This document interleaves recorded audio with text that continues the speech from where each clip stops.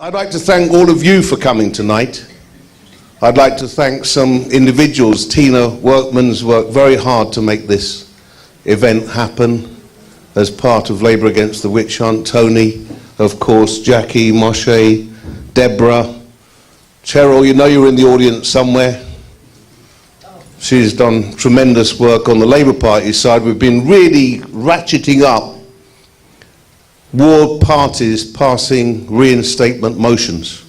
And that's going really well. Amin, who's in the audience here from Ealing North passed a resolution in support. Luton South, places I've never even heard of, in Gloucestershire. Stroud, well, I think I've heard of Stroud, but I mean, anyway, they're in support.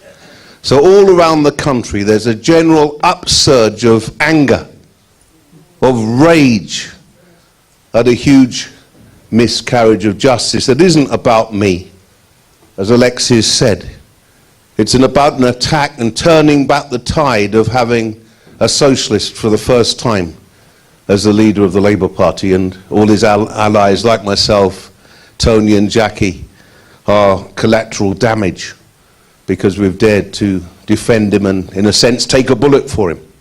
That's what I was doing when I spoke out at the launch of the Shami Chakrabarti report on the 30th of June 2016. You'll remember the fraught political atmosphere that surrounded that meeting, with people who the organisation I then belonged to, Momentum Black Connections, described as traitors. The 172 who signed that motion of no confidence in Jeremy. I later found that a certain individual that I've got into trouble for was one of those signatories. And I'm not going to big them up anymore and give them fame off my name by mentioning their name, but you know who I'm talking about. And this is a battle that's been lost, but we're fighting a war. And we are going to win. And they will throw everything at us.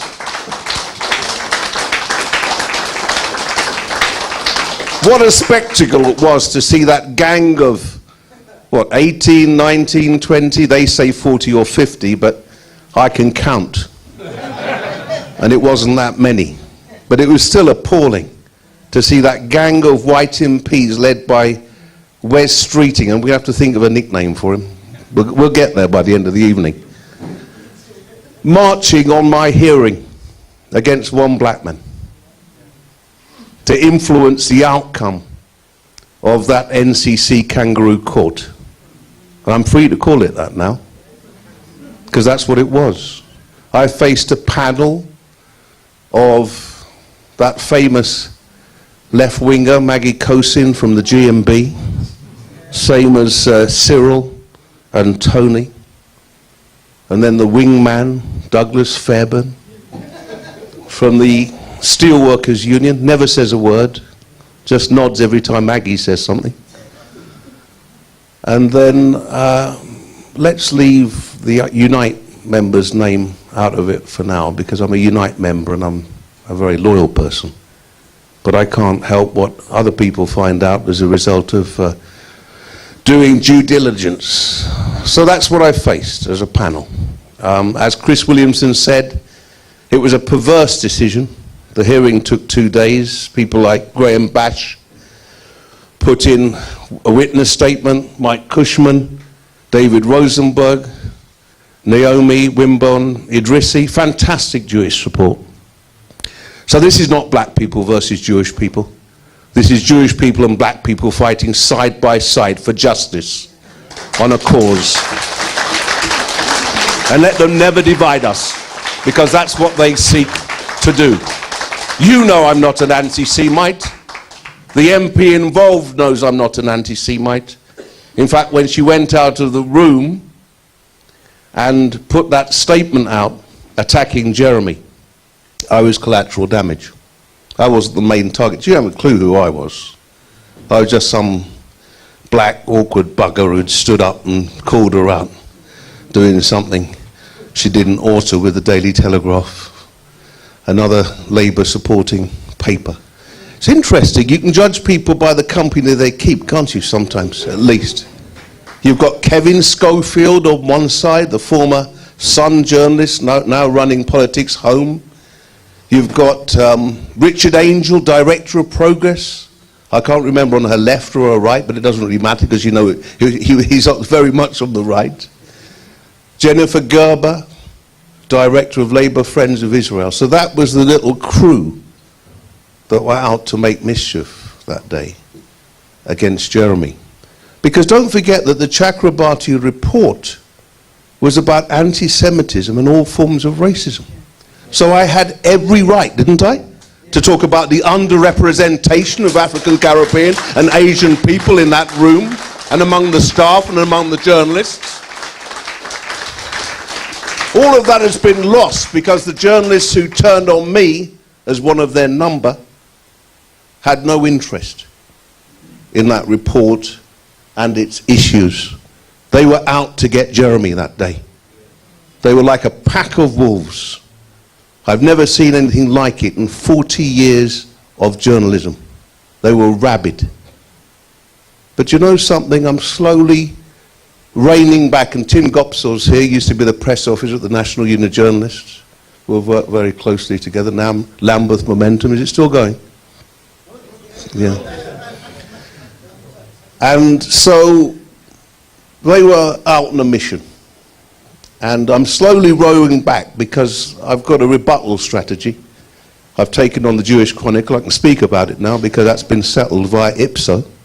14 stories have been corrected and have had to take the word abuse out of those stories because I did not abuse that MP. I was heckled in that meeting. Did you see it? How dare you? How dare you? How absolutely dare you? A black man getting up and daring to speak in a virtual all-white meeting to talk about black representation. How dare I? Maybe that's a slogan for a t-shirt in the future, I don't know.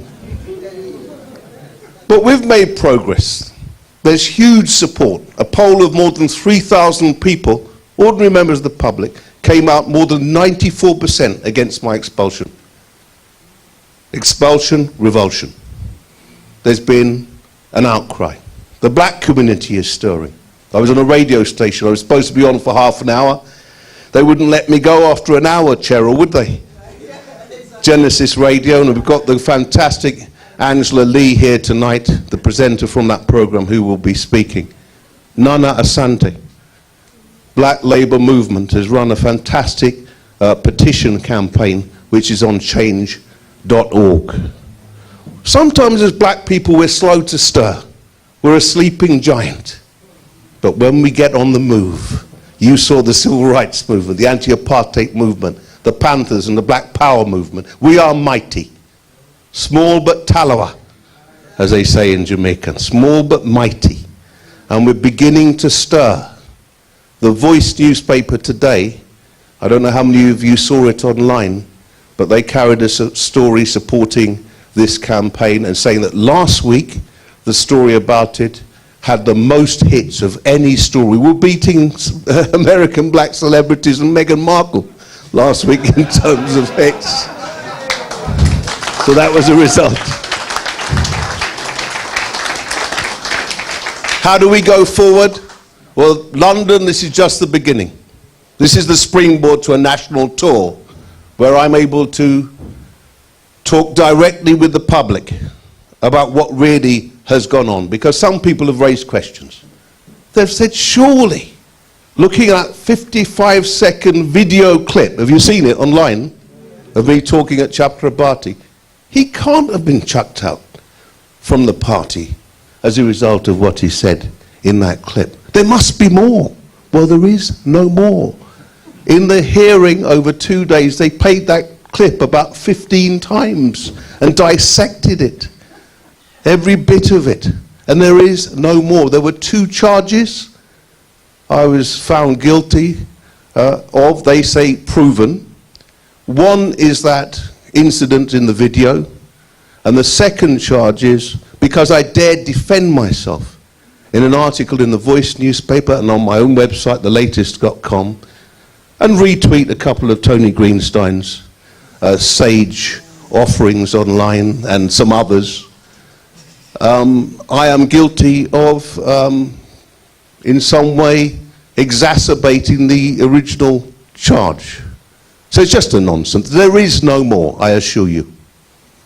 My lawyers, I've got a brilliant team of lawyers, about 4 of them now at the last count, and we're putting together a case. This is the first time we're letting anybody know what we're doing.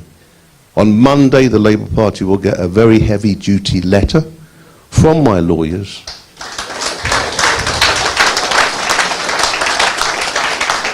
who have said that I have substantial grounds for the Labour Party having breached its own rules on contract, on human rights, and there's a small issue of defamation.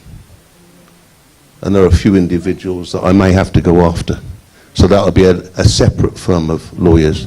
Let me leave you with this insight into the hearing, where when my fantastic barrister, Althea Brown from Doughty Street, a great black woman, challenged the party to give a definitive definition of what it had adopted as its version on anti-Semitism.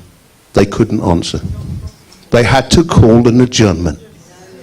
They had to call an adjournment, and they accused Jackie of daring to say in that private JLM meeting which she thought was a safe space to have a debate about all matters Jewish and anti-Semitism, when she said she would like to know a good working definition of anti-Semitism. The party themselves couldn't come up with that definition. They could not come up with it. Was it the IHRA, couple of sentences, or was it the IHRA, couple of sentences plus the examples, 7 of which are about Israel? They didn't know. They had to call an adjournment. And they came back into the room with 4 lawyers, all disagreeing with each other, and saying, well, maybe they can take into account the examples. Well, that's not party policy. That's making it up as you go along, isn't it? So we've got a problem. And the problem isn't pockets of anti-Semitism in this party. It's the fact that certain unscrupulous right-wing individuals have weaponized false accusations of anti-Semitism. And that must be fought against. I am totally and utterly opposed to anti-Semitism and all forms of racism, bigotry, and prejudice. And I fought them all my life, and I will continue to fight them side by side with Jewish sisters and brothers. Thank you very much for coming today. Thank you very much indeed.